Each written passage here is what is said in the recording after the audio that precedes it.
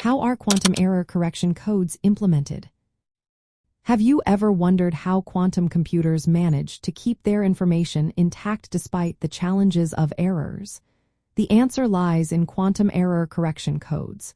These codes are essential for maintaining the integrity of quantum information. Let's break down how they work in a straightforward way.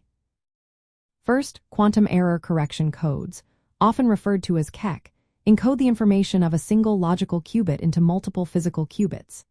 This means that instead of storing information in one place, it is spread out across several qubits. For instance, using a 3-qubit code, a logical qubit can be represented as a combination of states like 000 and 111. This distribution helps detect and correct errors that may affect individual qubits.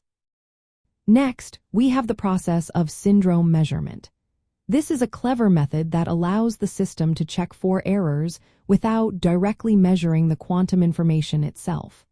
By using stabilizer operators, the system can assess the collective properties of the qubits and determine if an error has occurred.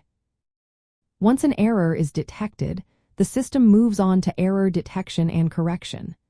Based on the results from the syndrome measurements, the system identifies the type of error and applies the necessary correction.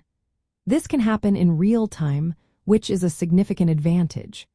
It allows the quantum circuit to operate smoothly without needing to restart the process multiple times.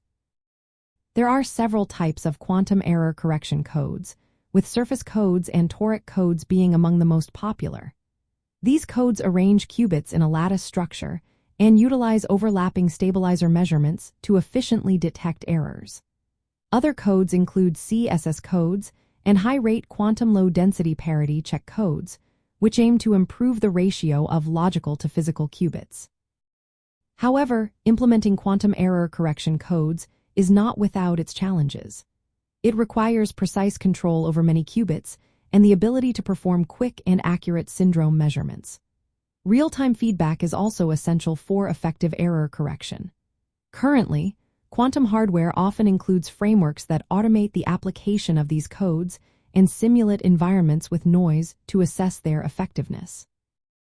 Recent advancements have introduced automated frameworks that apply quantum error correction codes to quantum circuits while simulating their performance under realistic noise conditions.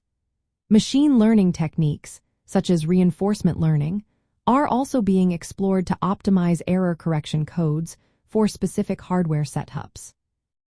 Experimental demonstrations of quantum error correction have been carried out on various platforms, including nuclear magnetic resonance, linear optics, trapped ions, and superconducting qubits.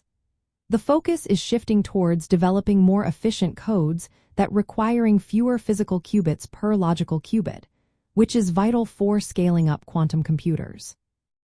In essence, quantum error correction codes are implemented by encoding logical qubits into entangled states of multiple physical qubits, performing syndrome measurements to identify errors, and applying corrections based on those measurements.